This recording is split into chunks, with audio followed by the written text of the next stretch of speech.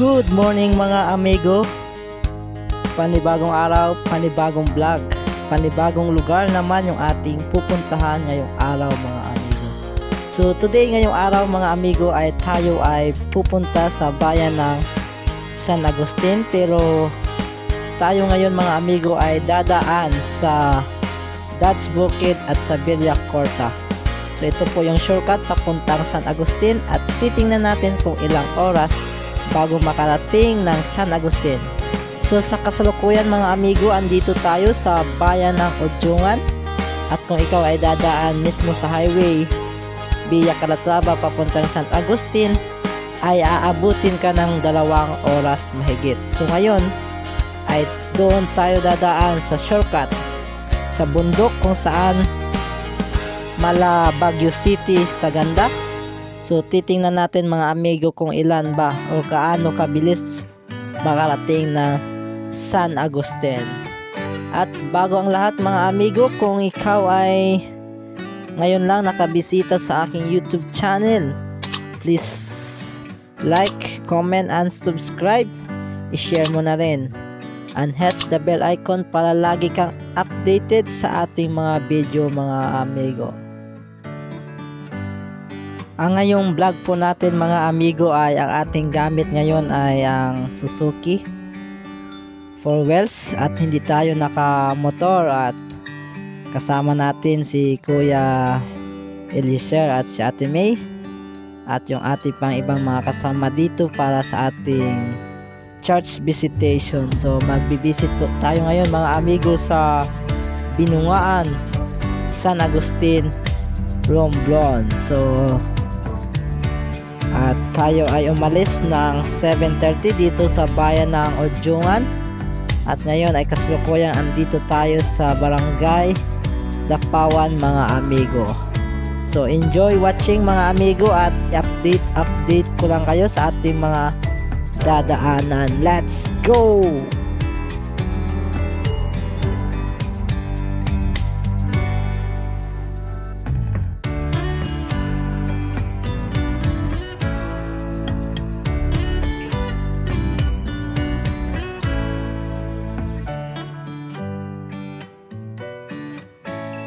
Ngayon mga amigo, andito tayo ngayon sa Petron, sa Barangay Poktoy. Dito po natin makikita ang pier ng Odyungan, yan. Ang Odyungan Port o ang Poktoy Port.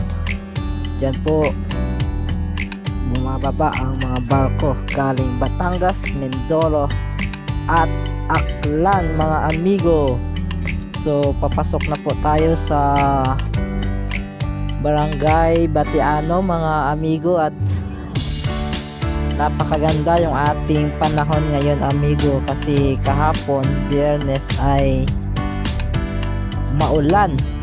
Ngayong araw ng Sabado ay napakaganda ang panahon. Binigyan tayo ni Lord ng mainit at maaliwalas na panahon. So ngayon ay makikita natin sa ating video ang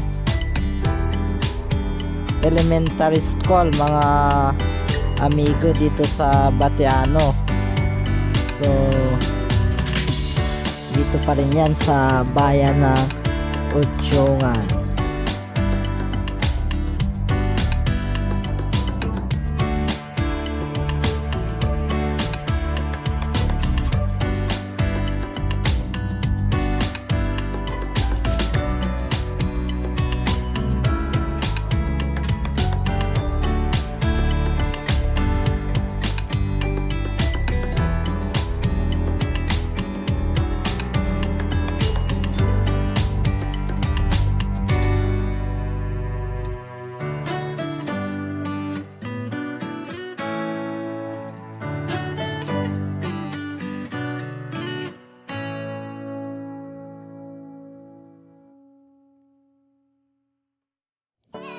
Makalipas ang 15 minuto mga amigo ay andito na tayo sa Barangay Paniki, kung saan ito na po ang huling barangay ng bayan ng Odyungan, at tayo mga amigo ay papasok na sa panibagong bayan dito sa Tablas Island. Ito yung San Andres. So ngayon ay dito tayo sa isang daan mga amigo. Kung liliko ka papuntang right, ayan ang shortcut papuntang Cabeliwan Peak, isa sa mga sikat na pasyalan dito sa Tablas Island. So ngayon ay dito tayo mga amigo sa Paniki at papasok na tayo sa barangay Matutuna, ang kauna-unahang barangay dito sa San Andres mga amigo.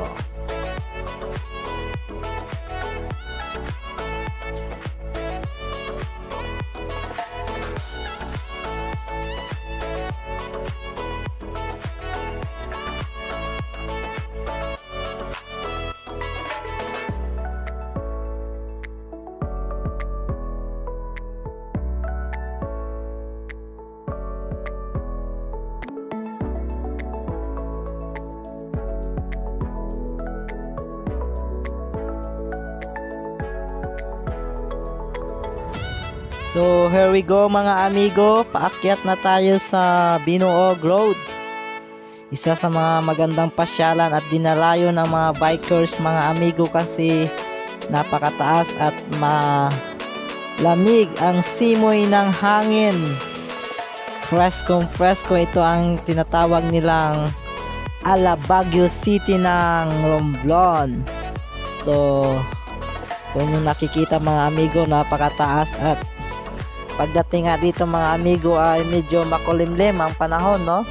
Kanina umalis tayong maaliwalas sa bayan ng Udyungan dito sa San Andres. Makulimlim, oh grabe, napakaganda mga amigo. Grabe. So napakalamig din ang simoy ng hangin mga amigo. Maganda talaga mamasyal dito sa probinsya. Bukod sa magandang tanawin ay sariwa ang hangin na ating malalanghap mga amigo. So at walang ka-traffic no? Tingnan nyo, walang katao-tao sa kalsada. Sulong-solo natin ang kalsada mga amigo. So enjoy watching mga amigo sa ating mga magagandang view. At kung nakaabot ka dito, please like, mag-comment below at yan ay ating babasahin mga amigo.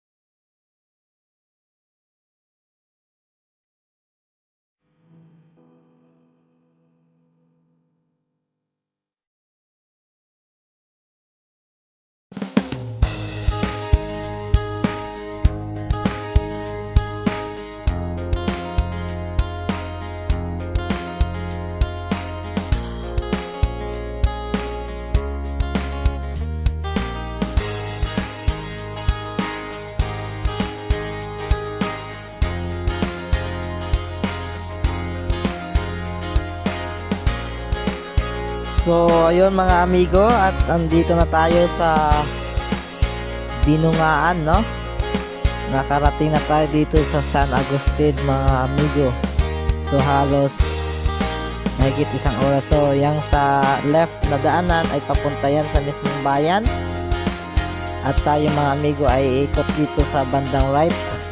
At tayo ay magbibisita dito sa Binungaan, sa isang simbahan dito sa Binungaan sa ating bibisitahin mga amigo.